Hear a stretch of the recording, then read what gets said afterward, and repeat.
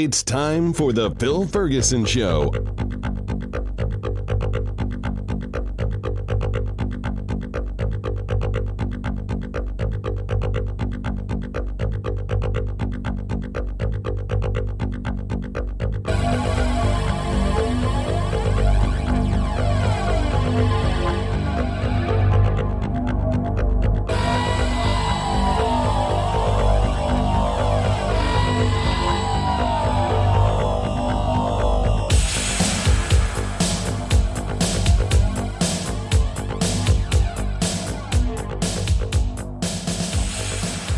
This is Phil Ferguson, and you are listening to the Phil Ferguson Show. It is spring in Florida.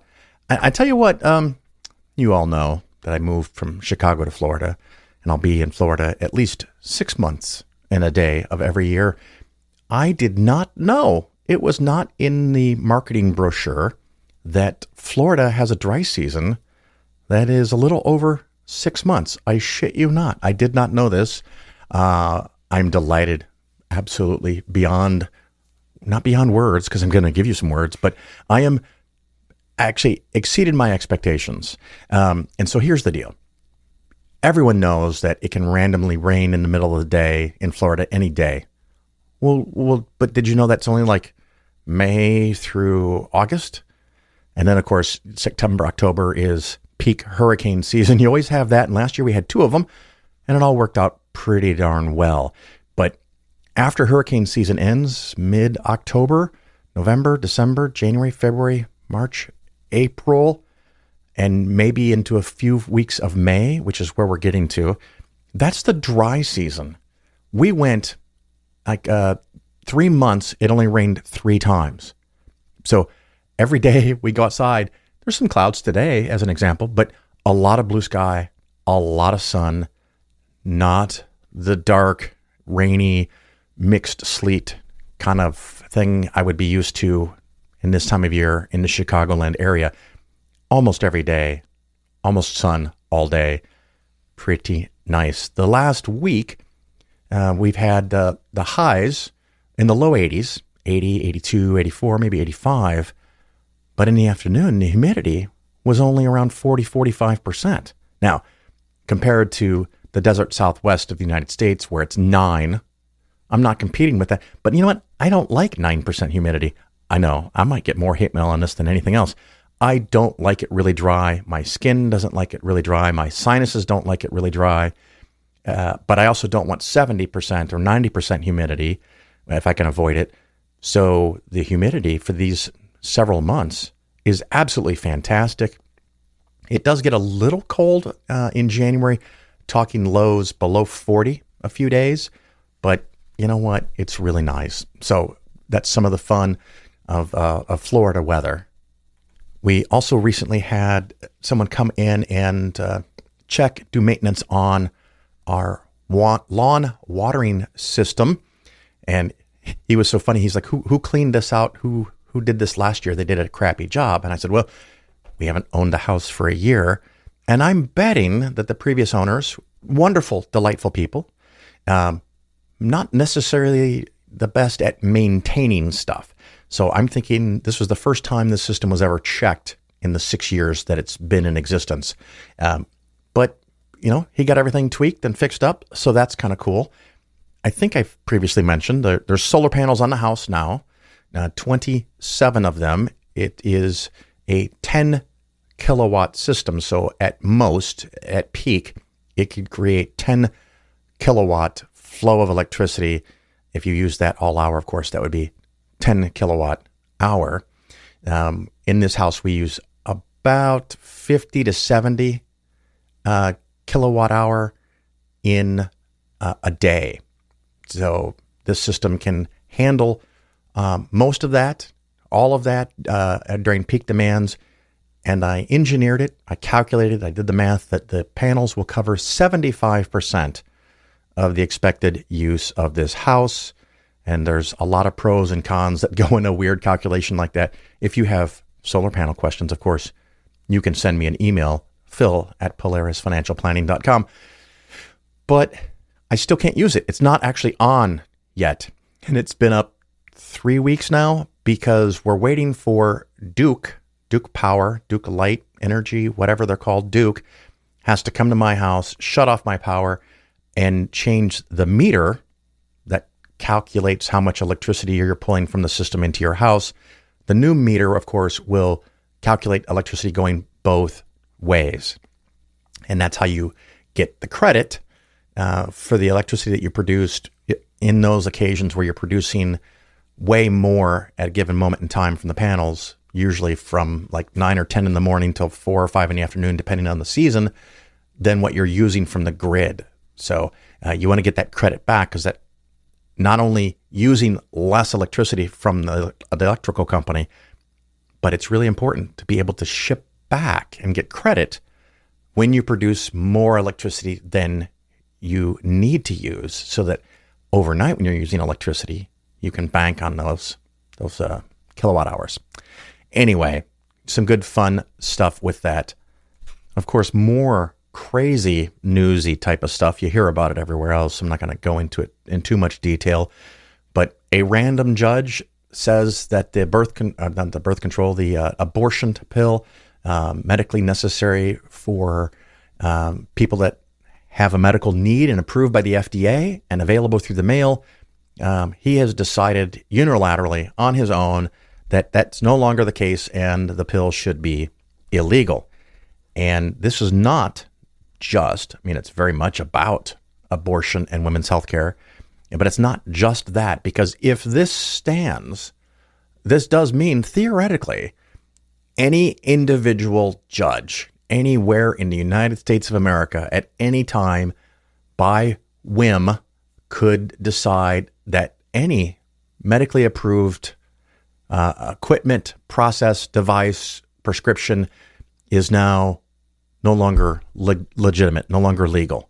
They could decide that Viagra is illegal. They won't do that because the men would revolt, right? But they could decide that IUDs are not legal. They could decide that condoms aren't legal. That's not even a prescription. Congress could do that now. But judges shouldn't have this power. Judges don't have this power unless the Supreme Court decides to give it to them and Congress doesn't do anything about it. So I am keeping an eye on that. Of course, Trump has been investigated, and it looks like some legal proceedings are moving forward finally for him. And of course, I am contemplating, for now, it's just a little fun, a newer, faster, bigger battery kind of electric car. I don't know. I might never do the change because the Chevy Bolt that I have, which is now 4 years. Oh my God, has it been 4 years? 4 years old, is still delightful. Absolutely delightful. And the amazing thing with the Chevy Bolt EV is that it is a very affordable car compared to many other options. If you get the base model and if you qualify for the $7,500 tax credit on buying one of those new, you could potentially buy one of those net after taking into account the tax consequences, if you qualify, a brand new car under 20 grand, a brand new electric car under 20 grand. Some of the cars that have bigger batteries like Hyundai Ioniq 5, Ioniq 6, the F-150 from Ford. One of the new things that I'm excited about electric cars is bidirectional charging, or they'll call it vehicle to load, vehicle to house, vehicle to X to anything. And with some additional equipment, you could connect your car not only to the house to charge the car, but you can connect the car so that you can power the house. And some of these, the amount of power you can provide is modest, small, but it would be enough for you to run your refrigerator, a fan or two, some lights, your router for your house, and maybe a laptop or a computer. You probably can't plug in or turn on your 3-ton air conditioner. So it might be a little rough with being hot and humid. But if you have lights and refrigerator, that gives you a lot of flexibility that you wouldn't have if you had no power. And with those calculations, if your car's battery is full when this event happens, with modest use of electricity through your house, there is a possibility you could do that for days. I want all the electricity, to be fair. But if I can keep my refrigerator freezer running, if I can keep my router on, and if I can use my computer, well, I can do a whole lot of stuff that I can't do when it's just straight up darkness. So I'm contemplating that. That might be the bigger driver, because buying actual batteries to go with your solar panels can easily be $12,000, $15,000, $20,000, $30,000. And instead of spending $30,000 on batteries that sit in my garage or right outside the garage wall, if I could spend that $15,000 to $20,000 to $30,000 on an electric car that can do those things, that seems like a pretty good way to go. But these are electric cars that start at $45,000, $55,000. So a whole lot of money. And it quite honestly might make more sense for how rare it is to be used to just put in the equipment and buy for $2,000 or $3,000 a gas-powered generator, which of course you don't use in a garage. You have to put it outside. It could kill you. But I don't know. I just like thinking about that, learning about that, and running the math as experiments through my head. And of course, a lot of fun stuff in this show today. We have an interview with Andrew D. Wolf. Oh boy, do I have that right? Andrew D. Wolf, yes. And his new book about religion and Christianity and how he left the religion and funny things he found in the Bible, and the way that Christians don't act any better than non-Christians. He thought, might think that if religion is true, if God is true, it makes people more moral. Well, anyone who's ever been on a church board or dealt with a church board or church school board like I did, you will find lying, you will find cheating, you will find deceit. It's not because of the religion, it's because of the humans. Humans are human, and they have issues and problems and sometimes just can't behave themselves. So we have that coming up, talking about his book. And I also have a segment on IPOs, and that is initial public offerings. And that was inspired by Kramer, the guy on CNBC, his show Mad Money, which I do not recommend. But I happened to have it on, and he was talking about IPOs from the calendar year 2021, and he picked out some of the winners. And I'm going to look at the averages. If you were able to buy just an average IPO, how will you have done between 21 and now in 23? So I hope you enjoy that. If you have investing topics that you want me to cover, whatever it could be, send me an email. If I think I can handle it, I will try. Sometimes I delve into tax-ish related issues, but sometimes I get really good tax questions that I'm not going to do on the show because it's kind of outside of my scope of expertise. I think I know what I'm talking about, but I really want to be sure when I'm telling you about something that's how it works. And even then, I can still make mistakes. But so anyway, we're going to take a little break, and we're going to come back and hear about IPOs from 2021. And then we'll learn some about the Bible and Andrew's adventure in getting out of religion. So don't go anywhere.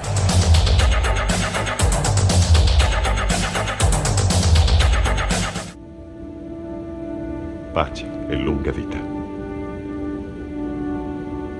Lunga vita e prosperità. You're listening to The Phil Ferguson Show. I'm not worried about dying because I'm an atheist, right? Now, I know that this is a Christian country and I stand up for your right to be religious, but please know that you're wrong, right?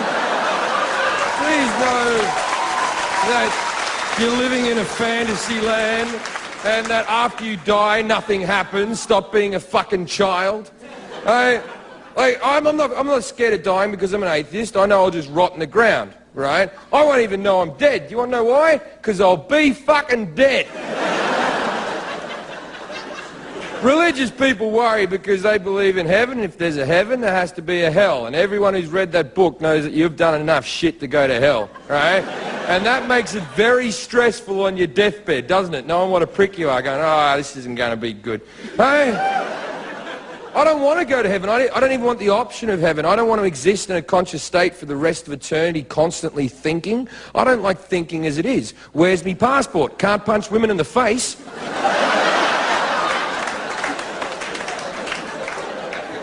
The Bible calls heaven eternal bliss. I don't care how blissful it is. It's eternal. You'll get used to it, and then you'll be fucking bored. And what's hell meant to be like? Fire and brimstone and eternal agony? That's what's written in the Bible. That's God's book. As far as I know, the devil hasn't brought out a book. We don't know his side of the argument, right? If you ask me, the devil and God are having an argument. The devil's being a bigger fucking man. Because God's just writing shit about him. And the devil's going, I'm not even going to fucking comment, son, if you talk about me like that.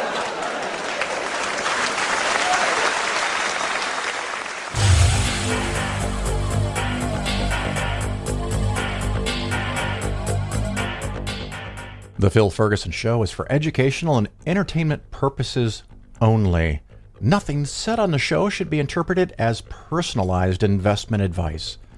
Investments should be based on your personal situation, and you, of course, should consult with your financial advisor or tax professional before taking any actions. This little segment is on IPOs, initial public offering, and I wanted to go over that because I was watching a little bit of CNBC, which I normally don't recommend that you do, but I put it on as background noise while I was splashing around in my pool, and Kramer came on, Mad Money Kramer, not the guy from Seinfeld, the guy from CNBC, and he talks about all these great stocks and puts on a good bit of entertainment, but, you know, the question is his advice any good? Now, I don't know. I haven't done a big check, but I bet it's no better than average. But he was talking about IPOs, and he was having a multi-segment series on IPOs that launched in the calendar year 2021. Now, a lot of IPOs launched in 2021 because the market was up. And of course, if you wanted to launch, 2021 was a good time to do it. You don't want to necessarily do this kind of thing when the market's soft or going down. I haven't looked, but I'm assuming the number of IPOs for 2023, at least in the first few months, is a lot less than it was in 2021. Well, he went through and he picked out the 35 best performers, the ones that were just crushing it, hitting it out of the ballpark. Not necessarily that they made a profit, because a lot of these companies didn't have profits. They have growth, but they don't have profits. Some had profits. Some didn't even have products. Those were mostly the ones that were biotech or pharmaceuticals, where they're working on a product that might be worth a fortune, or the company tomorrow might be worth zero. But I thought it was fascinating. He was talking about these top 35 companies and whether you should buy them or not. And it seemed very interesting that the ones he picked out, of course, were the 35 stocks that had the biggest returns, 100%, 200%, 300%, in a time period where the market is probably net even or down. We're going to get into that in a minute. But, you know, these guys have gone up 100, 200, 300%. And so I think the vast majority of the stocks that I heard him talk about, he's recommending that you buy them. And I'm thinking, wow, okay, do I buy them because they've made a fortune for some people or doubled or tripled? Or do you really think they're going to be up in the future? And what I'd love to know, has he done this in the past? You know, in calendar year 2020, did he look at the hot stock IPOs from 2018 or something like that? And which ones did he say to buy and which ones did he say to not buy? And check his performance.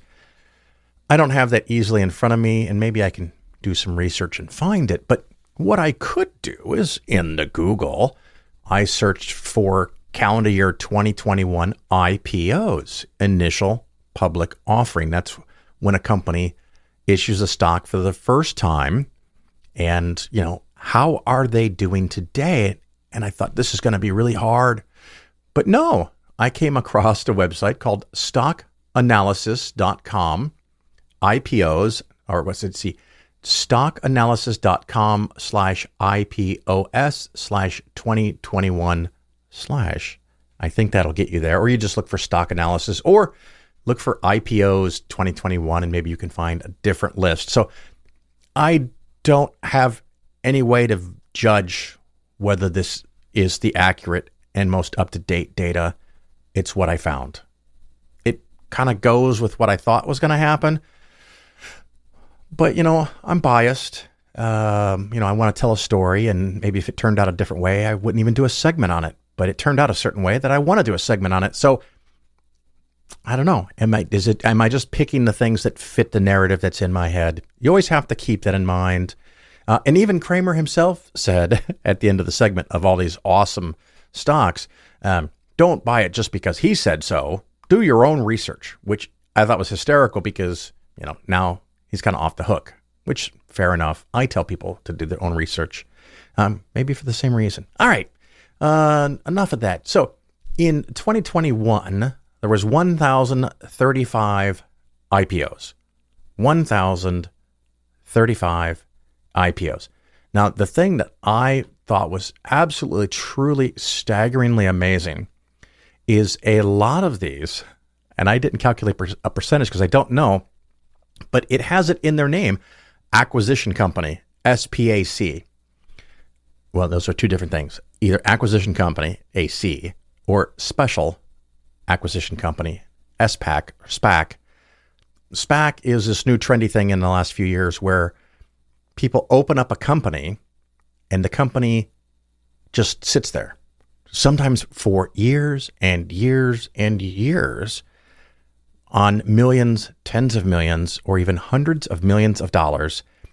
And this company is registered with the SEC to do nothing at all. And the cash just sits there. It's not invested. It doesn't grow. It just sits there as cash.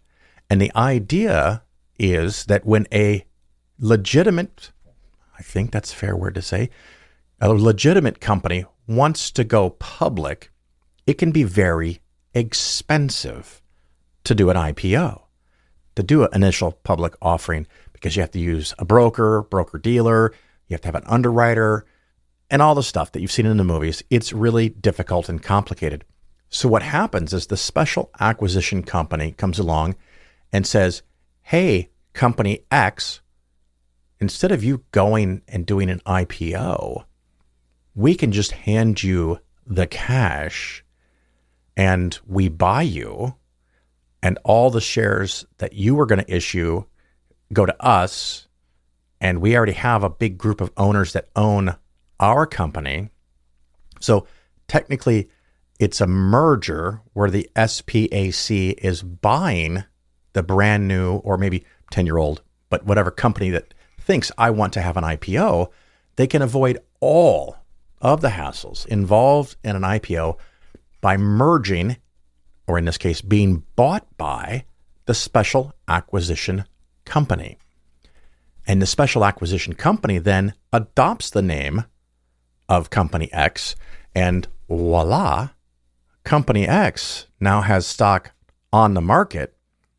The IPO of olden days, when it hits the market on a certain date, that disappeared because the special acquisition company, the SPAC, bought every single share, and now they can sell or buy shares of the company that they already hold.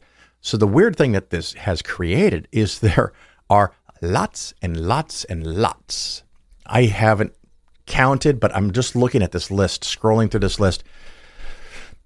I wouldn't be surprised if 70% or more of all of these IPOs are the initial public offering of an SPAC with the purpose later of buying a company. The weird thing that creates is that most of them, almost all of them, whatever reason, start at $10 a share, and they sit on that cash for years and years and years and years and years. The stock is publicly tradable, so if you're one of the people that got in, you could decide at some point you want out, and you can sell your shares for $10.10 or $10 or $9.80. And these don't really go up or down much in the short term because it's just cash. And so if people put in $400 million of cash a year ago, it's worth about $400 million in cash now. It didn't do anything. So when the market goes up, this could be a really bad place for you to be sitting for 2 or 3 years with your investment. And of course, they could buy something that's horrible, or they could buy something that's fantastic and goes up over time. But anywho, these 1,035 initial public offerings in the calendar year of 2021. I got the list, I got the IPO price, and I've got the current price. The next little problem that we have is some of these launched at the very beginning of calendar year 21 and some at the very last day of calendar year 21. I'm going to assume an average of July 1st of 21. You could fault me for it and not creating a mathematical average based on all the dates available, but I'm betting it's only going to be plus or minus a couple of days either way. You could also get really fanatical and calculate each and every one and then create an internal rate of return based on the IPO date versus today.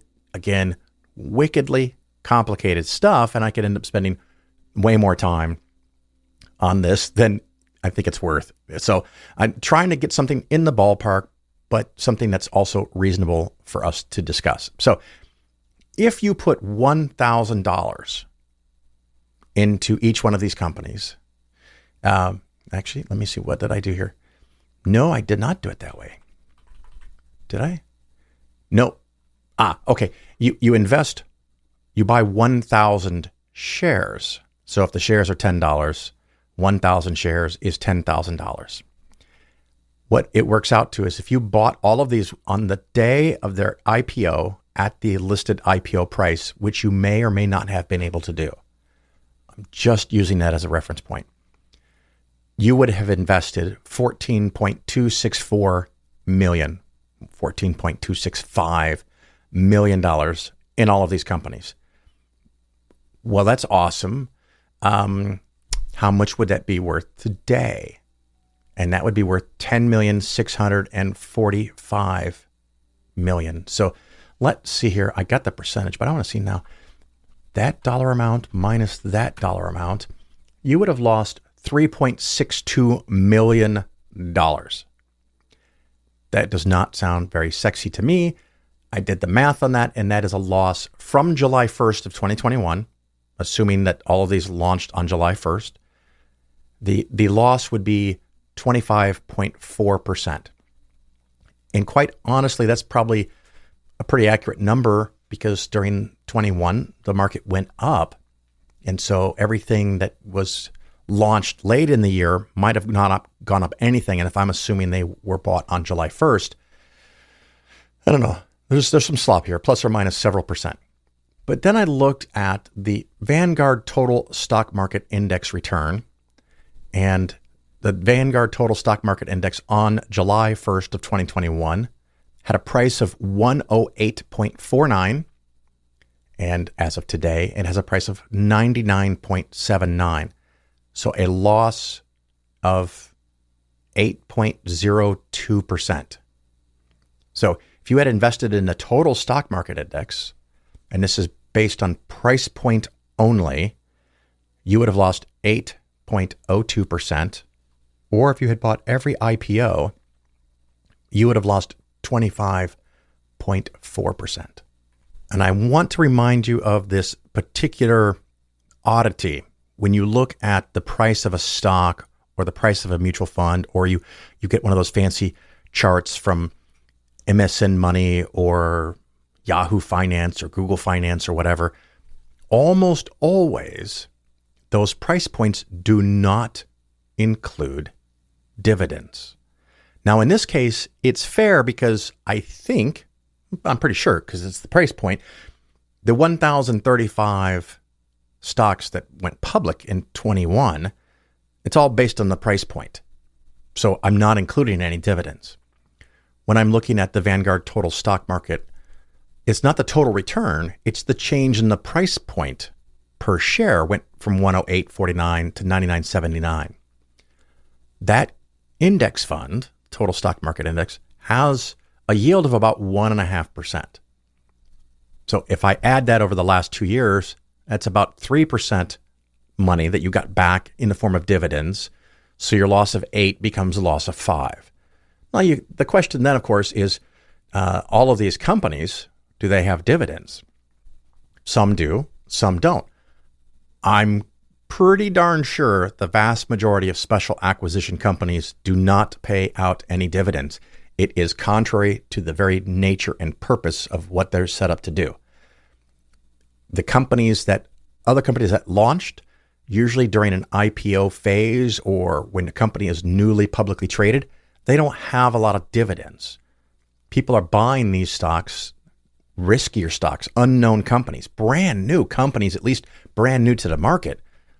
They're buying them because they're swinging for the fences. They want a home run.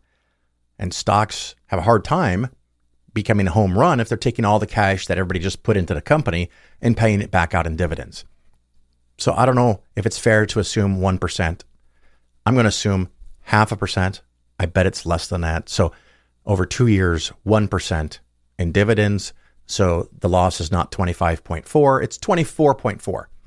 So here you have 24.4 versus -5. I'm rounding, but you get the idea. So it's a phenomenally riskier activity buying IPOs, and IPOs have a historic problem in that if you can't get in at the IPO price, or even if you do get in at the IPO price, often over the next couple of years, the average IPO loses money, sometimes a lot of money. The funny thing here, this 25% loss, 25.4, or with this fictional dividend that I'm adding in just to try to be fair, of minus 24.3, keep in mind, a lot of these companies made and or lost nothing because they're just sitting on tens of million or hundreds of million, maybe even $1 billion here and there of cash. And so if all of those had bought something, I would wager the performance would have been worse because the market was down. So a lot of these special acquisition companies made nothing, but lost nothing. And 0 is better than the -8 or -5 from the total stock market index. So 50, 60, 70, 80% of this list made nothing.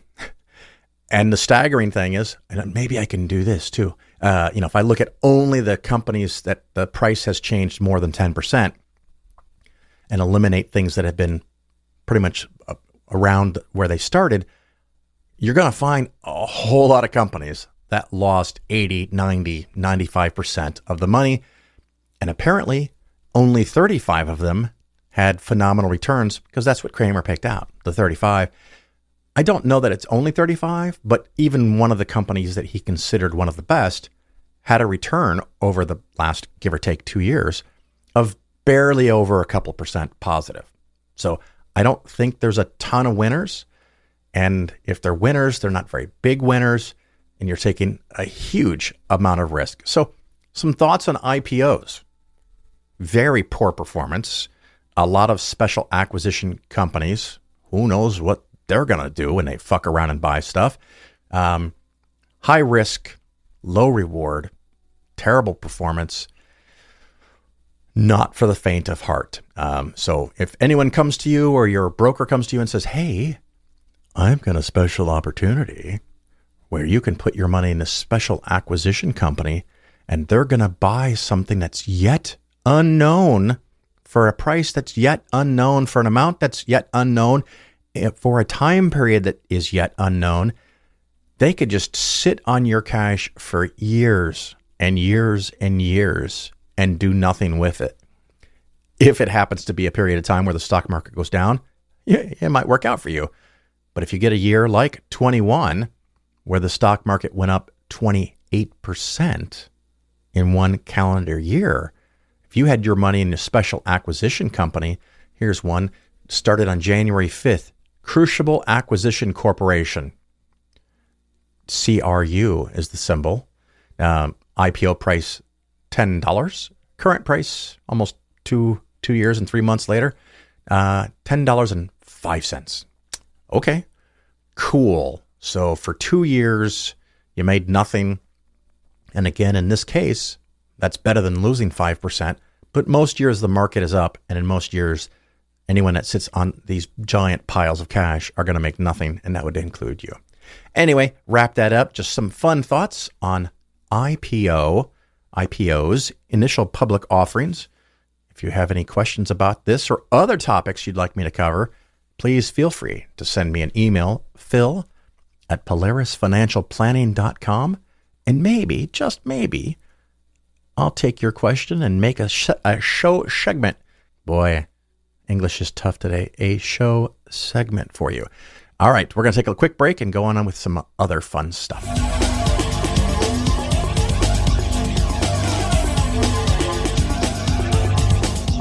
Hey, poor! You don't have to be poor anymore! Jesus is here! You're listening to The Phil Ferguson Show. Never felt the slightest interest in the next world. I think it's here, and I think anything good that you're going to do, you should do for other people here, and not do anything to make yourself have a happy time in the next world, you know. No, I don't believe in religion. If you can live for other people away from yourself, you will be happy. And if you live for yourself, you will be unhappy, and you will then not be able to sleep or do anything else. After all, we have no notion as to what the next world is, if there is one. So there's no point in that. But it's always been, I hear a lot of people saying, well, I don't know the difference between good and bad. I know totally, for myself, the difference between right and wrong. Totally. I know this because wrong makes me very uncomfortable and right makes me very happy. And I don't think it's so very difficult to know when you're doing the right thing and when you're doing the wrong thing. And I think each person, the right thing, the wrong thing, varies. The Phil Ferguson Show is for educational and entertainment purposes only. Nothing said on the show should be interpreted as personalized investment advice. Investments should be based on your personal situation, and you, of course, should consult with your financial advisor or tax professional before taking any actions.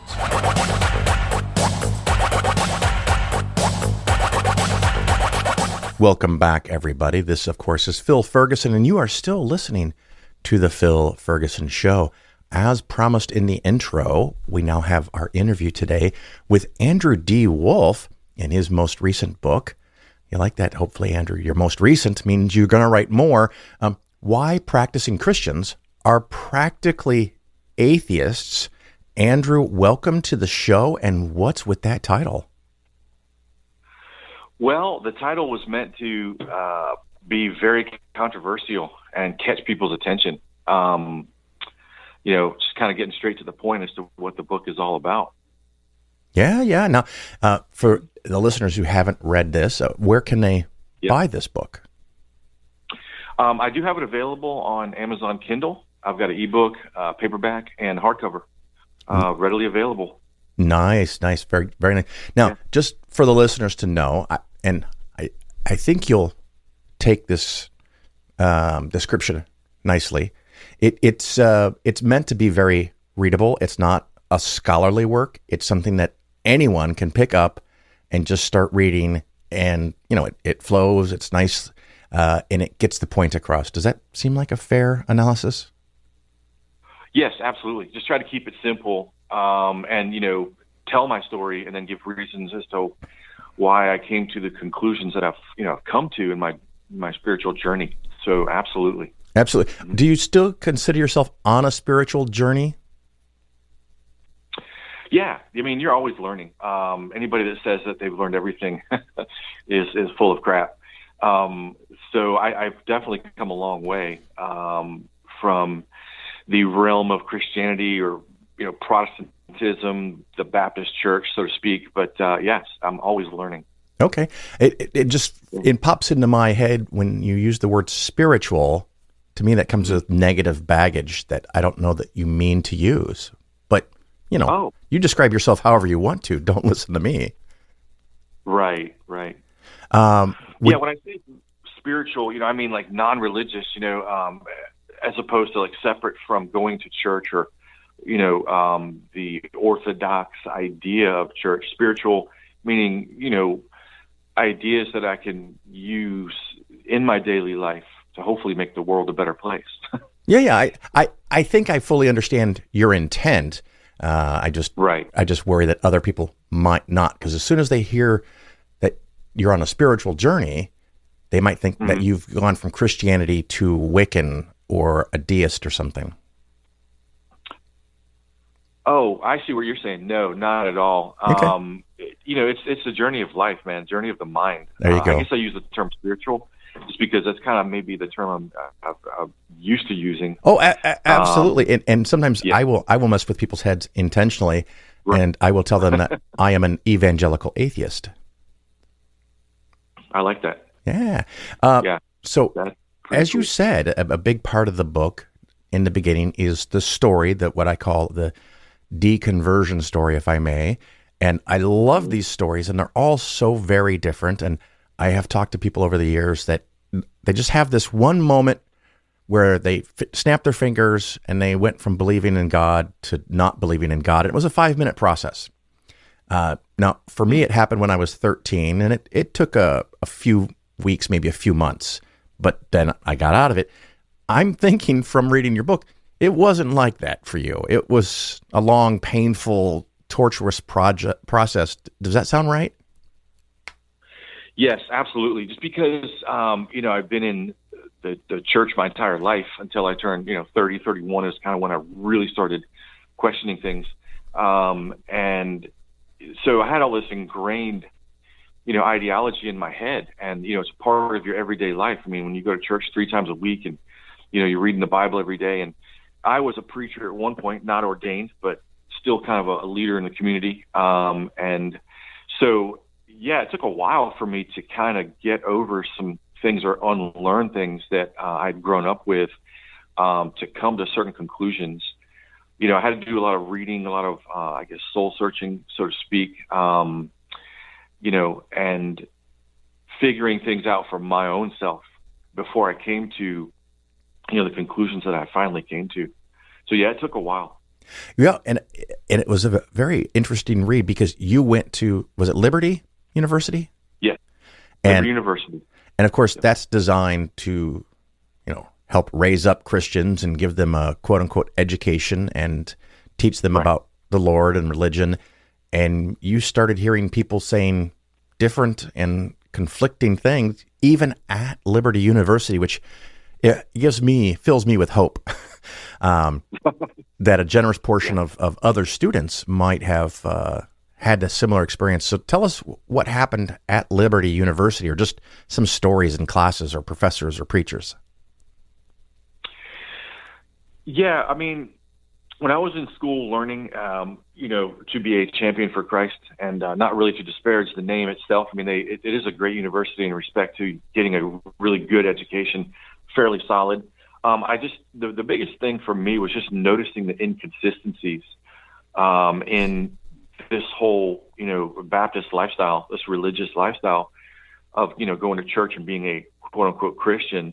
And that's kind of what, when I started seeing things, when you start getting educated and you meet people from around the world and your eyes become open and you grow up, so to speak. Just, there were some professors that would ask questions. They were kind of mavericks in a way, and they would challenge us to think for ourselves. You're part of an establishment. They don't necessarily like that. There were students that I saw that were, studying in different areas of life, but they were really excited about serving the Lord. And then the next week, they weren't. They became extremely disillusioned and absolutely quit, became bitter and angry and left altogether. So, you see these things over the years. You see the inconsistencies. As a young man, you start to question, what's really going on? Why do I believe what I believe? Is this valid? These things I'm learning, this education track that I'm on, is it valid? And so, you do start to see the cracks and the inconsistencies. And it was kind of after I got out of college, when I got into the real world and got into church and stuff, I started seeing even more. So I did learn a lot at Liberty. It's a great college, good people. There was a few of the leaders that burned out as well. As I stated in my book, there was a lot of preachers and leaders in the church that fell by the wayside, so to speak. I know that term is thrown around quite a bit, whether they committed adultery or, stole money and got dismissed or whatever. I mean, it was just really weird. Within a matter of 3 or 4 years, I saw a lot of things that to me were just not consistent with, serving Christ or trying to be Christ-like.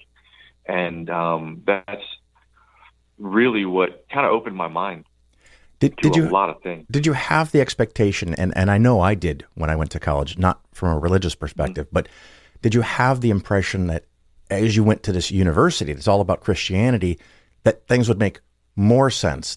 People would behave even better because the more religious you get, the more you know about it, the more it makes sense, the more pious you can become, the closer to God that you become. But you ended up just running into human beings that were flawed. Does that make sense? Yes, absolutely. When I went to college, that's a great way to put it. I was expecting to become deeper, in my faith and learn more and find out that, serving the Lord was a great, exciting thing, that I was with this group of people that we were all on the same page, so to speak, that were all excited. And I found just regular human beings that were struggling. They weren't perfect. There were, like I use the term inconsistency a lot. Yeah. They were just regular human beings, and none of them had figured it out yet. Even the leaders that were in the church that were pastors or professors or whatever, it just seemed most of them, if not all, were extremely unhappy. This Christ had not given them this peace that the Bible talks about and preachers preach about. It just wasn't there. It was lacking. And so, I found kind of the opposite of what I was looking for.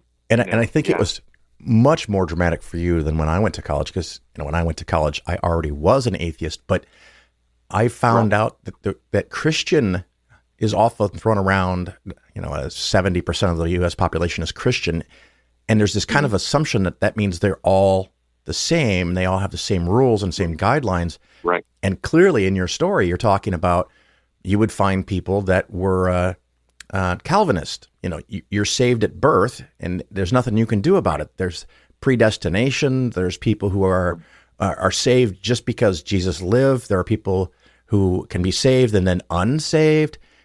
Talk to us about all those different things and how that affected you, because I'm pretty sure in high school and earlier, you thought there was just one Christianity.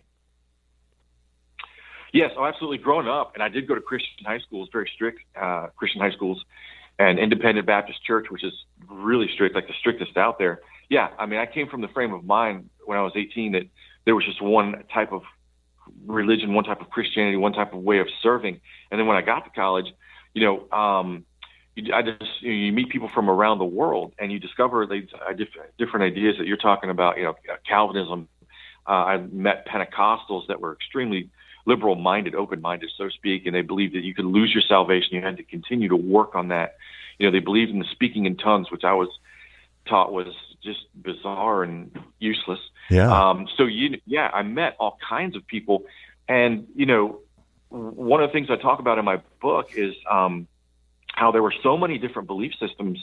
Maybe a few dozen that I remember discovering within a few years in regards to interpreting the Bible and interpreting the walk with Christ and trying to be like the Lord. And and everybody was disagreed on what their faith was supposed to be. And so that kind of blew my mind too, because I did think there was one thread, one way of thinking, and there wasn't. Nobody agreed really on much of anything at all. And, that kind of blew my mind. If you don't mind, I want to go back a little further in time. And it's detailed in the book, so I don't think I'm bringing up anything you don't want to talk about because you put it in the book. Yeah. But you had some difficulty with parental figures. I wondered if you could talk to that about a minute, and maybe dare I use the word hope? I'm going to steal the language myself. Provide hope for someone who might have been in your shoes that things are going to get better. Yeah, I grew up in what's called a broken home. That term has been used in the past. That hasn't been used for a while. But, my real biological father was an alcoholic. I got divorced when I was young. And then I think I was 10. My father, he died, passed away. My mom got remarried to a man who was studying to be a Baptist preacher, who became a Baptist preacher within a few years. So, as it turns out, he was really, really strict, and just dealing with the rules of Christianity and, going to church 3 times a week and reading the Bible every day and devotions. Me, I'm a very independent person. I am the middle child. I put that in my book.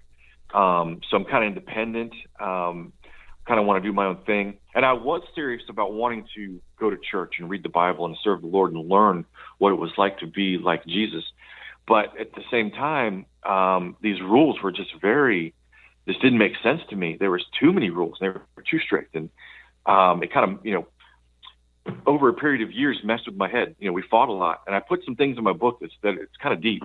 And I do bare my soul a little bit. And I don't mind talking about that because I want people to see how absolutely insane the religious zealotry was with my dad and several of the preachers in the church that were leaders. Fanatical zealotry to the point of, discipline and fist fights and verbal arguments, psychological abuse. And that kind of did mess me up for a while.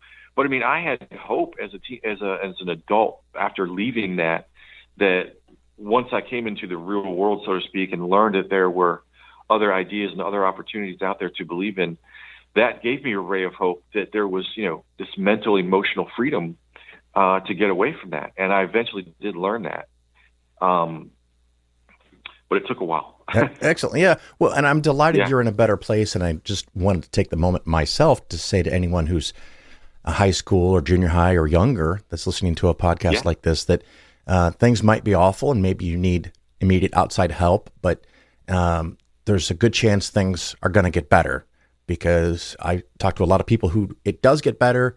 It becomes better when you become the real you outwardly. Yeah. And when you get to escape from these crazy rules that people make to try to control you, and it may or may not be in your best interest even in their mind, but it's probably not better for you. If you have anything else to add to that, that's great. But now I want to go to the second part of the book, or the next part, I guess. You had some real fun with biblical wackiness and contradiction and nutty shit in the Bible. And, I didn't tell you in advance, to make a list or anything, but, do some of them pop in your head? What are your favorites? Oh, about the Bible? Yeah. Tell me about the Bible. It's the perfect word of God with no errors, right? Right. Yeah, that's what we were taught. It's just some of the main things to me is that, none of the biblical characters were real at all. And I was taught that these were historical figures. And there's no physical proof that any of them existed from the Old Testament or the New Testament. The disciples, Jesus, anyone. Any of the forefathers from like the Old Testament, the judges, the priests, and all that stuff. There's no proof that they existed. And there's inconsistencies in the storylines too. Nothing in particular stands out because there's so much. Literally hundreds of inconsistencies, which I try to cover quite a lot. I don't get to all of them. Obviously, that would take an encyclopedia. It's been tried, but I try to give you an idea. One thing is, when Jesus quote unquote rose from the dead, of course, we don't really have any evidence that he existed outside of the Bible. But the morning that they find the empty tomb, who was there? Do we know? Well, the biblical account says there was one person, then there was two, and then there was three. So there's different accounts from the 4 different Gospels. So we don't know. We don't really know. Absolutely. And of course, the 4 Gospels were not written by the people who the books are named for. There wasn't a John, there wasn't a Mark. In my opinion, they're pseudonyms. Of manuscripts that had probably been around for decades and that floated around that part of the empire, and that eventually in the 2nd century came to be claimed as these are the real authors when they weren't. Yeah, absolutely. And what are your thoughts on Revelation as a book? Revelation's a fascinating account because from all the stuff that I've read in the last 20 years, nobody can really figure out where it came from, who it might have been written by, and it doesn't fit in with the epistles and the Gospels. It just really doesn't fit. It's almost like a tagged on the end. It stands out as being it's a fascinating piece of work for sure, but it's my opinion, and people can laugh. I don't really care. That whoever wrote this was like on a serious drug trip, and they had drugs back then. Trust me. Yeah. They had their wine and such that they drank, and it's just this was an elaborate, writing of someone that was just in another world, and just absolutely, drugged out, and wrote down some fascinating science fiction fantasy, so to speak. Yeah. And you also did delve into the story of the history of the Catholic Church and of course, then the Protestant Church coming along after Bibles were printed. But the fun thing, because people tend to think, and there's a list, you can find this list, that if you go back one pope before the other pope, you can go all the way to Peter, and this is the rock that the house is built on. It's Peter. Is that a true and verified list of people? No, it's my opinion that list is completely made up and fake, and that's part of the history that goes back 1800 years to the 3rd, 4th century, to where the Catholic Church was first being established as a religion, as an entity, so to speak, and it took another probably 400 to 600 years for it to become really established. But during that time, they were creating their own history and making stuff up as they went along, so to speak. And that was part of it. But none of that is true. Yeah. It makes them look good, though. Well, That's for sure. I grew up in a Methodist church, but even there, there was this understanding that, all these events happened in reality, and there's evidence outside the Bible, which there isn't. And then there was this clear chain of custody of who had power. And, one of the other things that you did cover in the book, of course, is the fun concept that a bunch of people got together, men, and voted which books to include and which stories to exclude. What do you think about all that and how the Bible was made? Yeah, that took several decades, if not maybe a century or two, as the Catholic Church was establishing itself and creating its own religious dogma. Yeah, it took several councils for them to come together over a period of years to determine which books go in and which books don't in the official canon. And fortunately, we have learned that from discovering the Dead Sea Scrolls and the text of Nag Hammadi in 1947. That there were other works during that time that did not get accepted into the canon, and we see that parallel that those manuscripts written. So fortunately, we do have a look back into time in that respect. But yeah, so the Bible we have today, maybe some interesting work, but it's not the holy word of God. Fair enough. Now, Andrew, if someone else wants to interview you or have you show up at their convention and give a little talk, how can they reach you? You can reach me at andrewdwolf23@yahoo.com. I don't have a website set up yet right now. I am in the process of doing all that. I have a Twitter page. Yeah. It's at Andrew. Hold on. I'm going to have to look that up. It's all good. I'll stall here and remind everybody, if you like the Phil Ferguson Show, you can, of course, leave a 5-star recommendation somewhere or tell your friends to listen. And Andrew, do you have that Twitter thing now? See, I'm just stalling. It's all good. It's at Andrew D. Wolf 1 on Twitter. Excellent. You can feel free to message me too. Yeah. Very good. Is there anything about the book or about you that we haven't covered that you want to make sure we get in before we go back to work?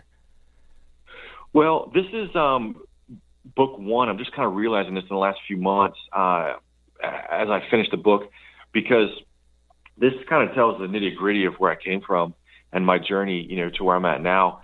And, my next book as sort of a sequel, it's going to be a lot of these spiritual lessons or life lessons or emotional lessons that I learned along the way, parallel to the things that, I went through growing up. So I've got another book coming in the next year or so that I think will be very fascinating to read too, because there's a lot of people out there that are going through this that don't have much direction. And, my goal in writing this book was to help them out, help inspire them to find answers for themselves and educate themselves, Yeah, excellent. And once again, listeners, the book is titled Why Practicing Christians Are Practically Atheists, written by my guest, Andrew D. Wolf. Andrew, thank you so much for being on the Phil Ferguson Show. Thank you. It's been my pleasure. Great talking to you today.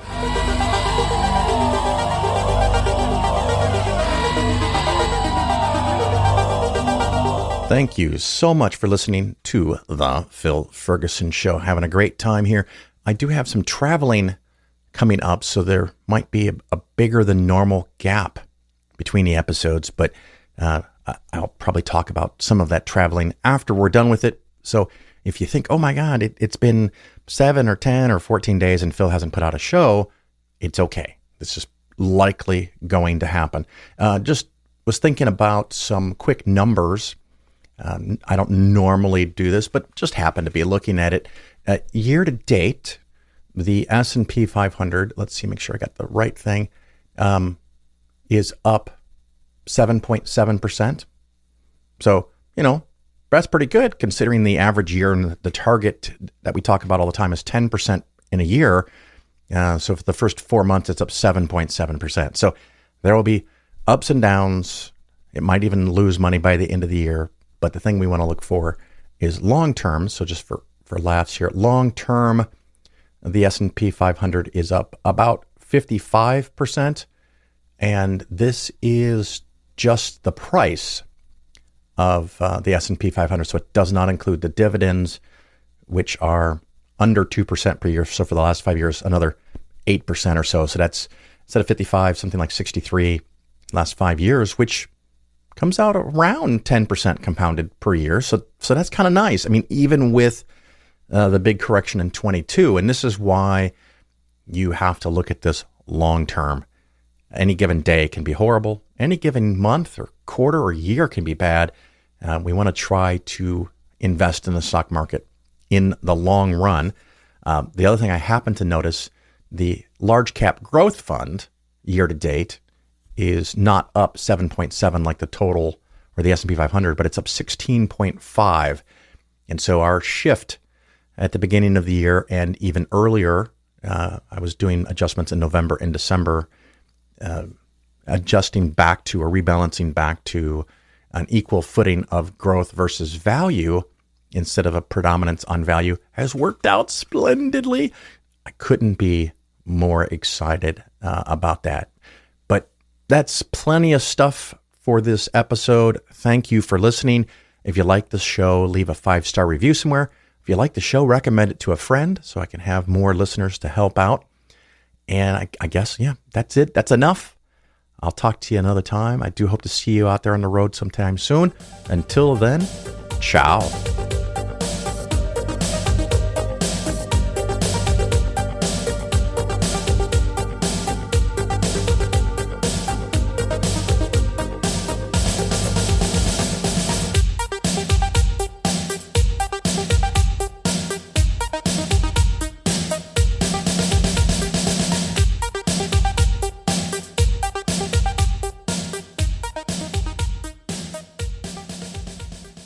Well, I was born too late to play in the Rolling Stones. I don't know Jimmy Page, I never met Yoko Ono. Standing with a strap, I'm rock and roll's bastard son. Go out, get drunk, get laid, have fun. Don't got $1 million, don't drive a Cadillac. Give me half a chance, cause I'm not dead yet. Not dead yet. Not dead yet. I'm a mad dog fighting with the wall against my back. You better get a bigger gun, I'm not dead yet. I've been machine gun, handgun, high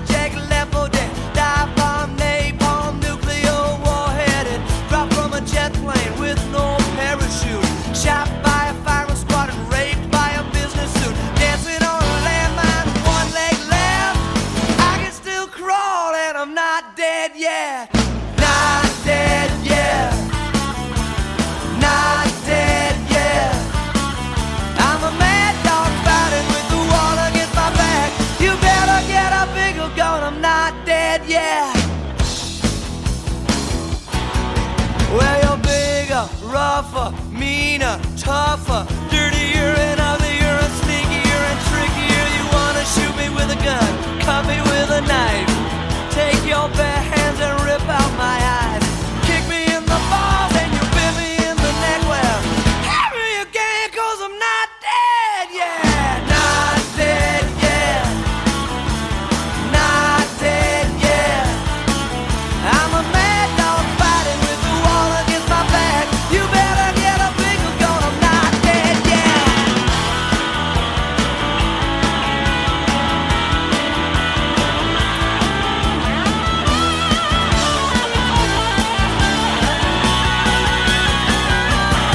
Well, there's a mugger in the alley, there's a sniper in the hall, there's a girl at the bar.